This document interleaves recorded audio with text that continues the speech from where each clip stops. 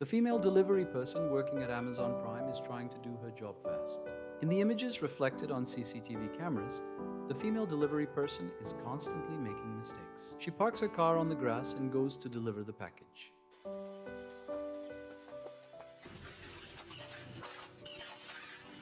While taking pictures, the delivery person forgot to pull the handbrake of the car, and the car hits the wall of the house.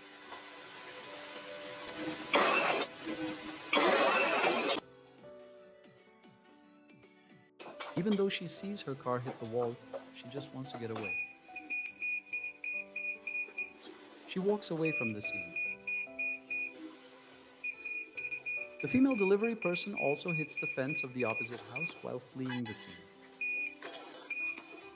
Tell me what you think about this.